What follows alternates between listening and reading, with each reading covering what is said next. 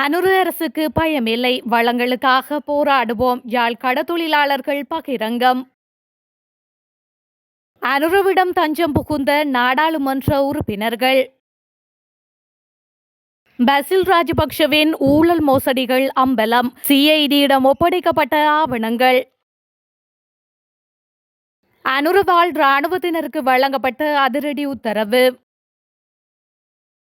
100 நாட்களில் அனுர அரசு படுதோல்வி, எதிர்க்கட்சி எம்பி கடும் விமர்சனம். முன்னாள் பொருளாதார அமைச்சர் பசில் ராஜபக்ஷ தொடர்பில் தகவல் வழங்கியுள்ளதாகவும், இந்த அரசாங்கம் நடவடிக்கை எடுக்குமா என்பதை பொறுத்திருந்து பார்க்க வேண்டும் எனவும் முன்னாள் அமைச்சர் விமல் வீரவன்ச தெரிவித்துள்ளார். இது தொடர்பில் அவர் மேலும் குறிப்பிடுகையில், பசில் சட்டவிரோதமான முறையில் சொத்துக்களை குவித்த குற்றச்சாட்டுகள் பற்றிய பல்வேறு தகவல்களை வழங்கியுள்ளோம். யார் திருடன் என்பதை கண்டுபிடிக்க வேண்டும். அரசாங்கம் சிறு சிறு மோசடிகளில் ஈடுபட்டவர்களை பிடிக்காது, பாரிய மோசடிகளில் ஈடுபட்டவர்களை பிடிக்க நடவடிக்கை எடுக்க வேண்டும். பசில் சட்டவிரோதமான முறையில் சொத்துக்களை குவித்துள்ளார் என்பது குறித்து தாம் வெளியிட்ட கருத்து தொடர்பில் விசாரணை நடாத்தப்பட்டது. சில ஆண்டுகளுக்கு முன்னதாக தொலைக்காட்சி ஒன்றுக்கு தாம் வழங்கிய செவ்வியின் அடிப்படையில் இந்த விசாரணை நடாத்தப்பட்டுள்ளது. அந்த வகையில் தமக்கு தெரிந்த அனைத்து தகவல்களையும் சில ஆவணங்களையும் குற்றப்புலனாய்வு பிரிவினரிடம் ஒப்படைத்துள்ளோம். தாம் வழங்கிய தகவல்கள் ஒரு பகுதி மட்டுமே. அந்த பகுதியிலும் பசில் ராஜபக்ஷ பாரிய அளவில் சொத்துக்களை குவித்துள்ளார். இவ்வாறான ஒரு பின்னணியில் பசில் ராஜபக்ஷ அமெரிக்காவில் வேலை எதனையும் செய்யவில்லை. அவர் இலங்கையில் சம்பாதித்த பணத்தில் சொத்துக்களை சேர்த்துள்ளார். அமெரிக்காவில் அவரது சொத்துக்கள் இருந்தால் அதுவும் இலங்கையில் உழைத்த பணத்தில் பெற்றுக் கொள்ளப்பட்டவையாக இருக்க வேண்டும். பசில் ராஜபக்ஷவின் அமெரிக்க சொத்துக்கள் குறித்து தாம் கருத்துக்களை வெளியிடுவோம். பசில் ராஜபக்ஷ பற்றிய விவரங்களை முதலில் வழங்குவோம். இந்த தகவல் அடிப்படையில் உரிய விசாரணை நடாத்தப்பட்டால் ஏனைய மோசடிகள் பற்றிய தகவல்களையும் வழங்க முடியும் என அவர் மேலும் குறிப்பிட்டுள்ளார். விடுமுறை கொடுப்பனவை ரத்து செய்யும் முடிவை மாற்றுமாறு ஜனாதிபதியை சந்தித்து கோரிக்கையை விடுக்க நாடாளுமன்ற ஊழியர்கள் தயாராகி வருகின்றதாக கூறப்படுகின்றது. ஜனாதிபதி அடுத்த வாரம் நாடாளுமன்றத்திற்கு விஜயம் செய்ய உள்ளமையினால் அப்போது இந்த கோரிக்கையை முன்வைக்க எதிர்பார்த்துள்ளதாக ஊழியர்கள் தெரிவிக்கின்றனர். பொருளாதார நெருக்கடிகளை கருத்தில் கொண்டு நாடாளுமன்ற ஊழியர்களின் விடுமுறை கொடுப்பனவை ரத்து செய்ய அரசாங்கம் தீர்மானித்துள்ளது. அத்துடன் நாடாளுமன்ற ஊழியர்களுக்கு மாத்திரம் இந்த கொடுப்பனவு வழங்கப்படுமாயின் அரசு சேவையில் பிரச்சினைக்குரிய நிலைமை ஏற்படும் என பொருளாதார நிபுணர்கள் அரசாங்கத்திற்கு சுட்டிக்காட்டியிருந்தனர்.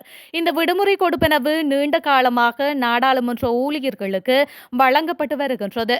இந்த நிலையில் விடுப்பு கொடுப்பனவு ரத்து செய்யப்பட்டதால் நாடாளுமன்ற ஊழியர்கள் மத்தியில் பெரும் கொந்தளிப்பு ஏற்பட்டுள்ளமையும் குறிப்பிடத்தக்கது.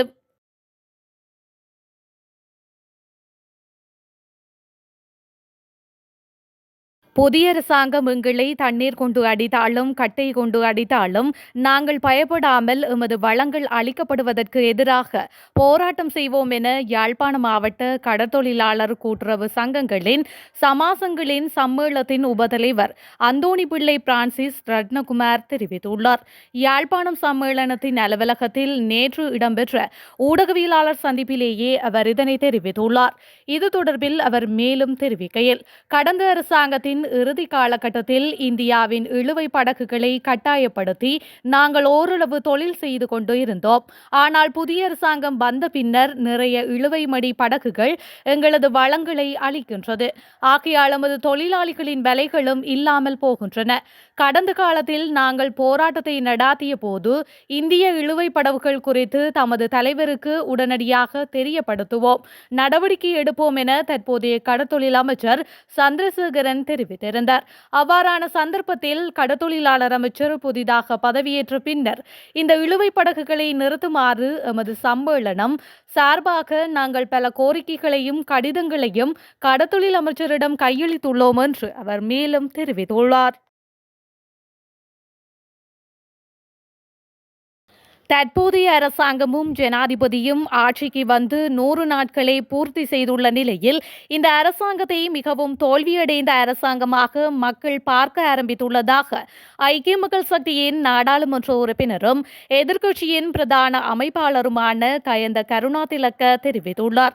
ஐக்கிய மக்கள் சக்தியின் தலைமையக காரியாலயத்தில் நேற்று நடைபெற்ற ஊடகவியலாளர் சந்திப்பில் கலந்து கொண்டு கருத்து தெரிவிக்கும் போதே அவர் மேற்கண்டவாறு தெரிவித்துள்ளார்.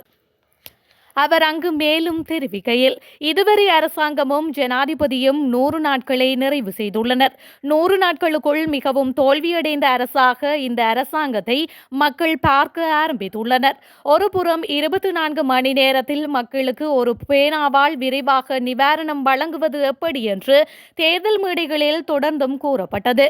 மக்கள் மீது சுமத்தப்பட்டுள்ள அநியாய வரிகளை எவ்வாறு அகற்றுவது என்பது குறித்து தொடர்ந்து உரையாற்றினார்கள். காலவரையறையின்றி எண்ணெய் விலையை குறைப்பது எப்படி என்பதையும் விரிவாக விளக்கி பேசினார்கள். அநியாய வரிகள் மற்றும் சுரண்டல் கமிஷன்களை அகற்றி குறைந்த விலையில் எரிபொருள் கொடுப்பது எப்படி என்பதை மக்களுக்கு செய்து காட்டினார்கள். மின் கட்டணத்தை எவ்வாறு குறைப்பது என ஜனாதிபதியும் அமைச்சர்களும் கணக்கிட்டு மக்களுக்கு விளக்கமளித்து இந்த தொகைக்கு விலை குறைக்கப்படும். இதையெல்லாம் 100 நாட்களில் எப்படி செய்வது என்பதுதான் தேர்தல் மேடைகளில் பேசப்பட்டது. ஆனால் 100 நாட்கள் கடந்தும் 2/3 பங்கிற்கு மேல் அதிகாரம் இருந்தும் அந்த பணியை இந்த அரசு செய்யவில்லை.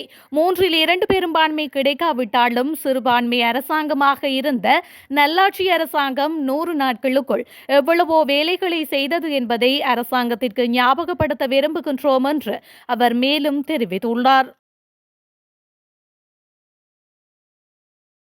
இலங்கை ராணுவத்தினால் மேற்கொள்ளப்படும் நடவடிக்கைகள் மற்றும் புலனாய்வு கண்காணிப்பு கடமைகளை மேலும் விரிவுபடுத்துமாறு பாதுகாப்பு படை தளபதிகள் மற்றும் சம்பந்தப்பட்ட அனைத்து தரப்பினருக்கும் ஜனாதிபதி அனுரகுமார திசாநாயக்க பணிப்புரை விடுத்துள்ளார். ஜனாதிபதி அனுரகுமாரவினால் முன்வைக்கப்பட்ட தூய்மையான இலங்கை வேலை திட்டத்திற்கு அமைவாக இந்த பணிப்புரை விடுக்கப்பட்டுள்ளது. கடந்த ஆண்டு இலங்கை போலீசாரின் விசேட சுற்றிவளைப்பின் கீழ் சட்டவிரோத போதைப்பொருள் கடத்தல் தொடர்பாக 370 வழக்குகளில் 451 பேர் கைது செய்யப்பட்டிருந்தனர். இந்த நடவடிக்கைகளின் போது கிட்டத்தட்ட 3570 கிலோ கஞ்சா, 1040 கிலோ கேரளா கஞ்சா, 11 கிலோ ஐஸ் மற்றும் 61 கிலோ ஹெரோயின் ஆகியவை கைப்பற்றப்பட்டுள்ளன. அத்துடன் குஷ் மற்றும் ஹாஷிஷ் போதைப் பொருட்களும் இதன்போது கைப்பற்றப்பட்டதோடு சுமார் 850 லிட்டர் சட்டவிரோத உள்நாட்டு மதுபானம் மற்றும் 15,000 லிட்டர் கோடா மற்றும் 68 வெளிநாட்டு மதுபான போத்தல்கள் கைப்பற்றப்பட்டதாக தெரிவிக்கப்பட்டுள்ளது. இதேவேளை சட்டவிரோதமாக இலங்கைக்கு இறக்குமதி செய்யப்பட்ட சுமார் 7,340 கிலோ பீடி இலைகளும் கைப்பற்றப்பட்டதோடு 17,000 சிகரெட்டுகளும் கைப்பற்றப்பட்டு போலீசாரிடம் ஒப்படைக்கப்பட்டுள்ளதாகவும் கூறப்படுகின்றது.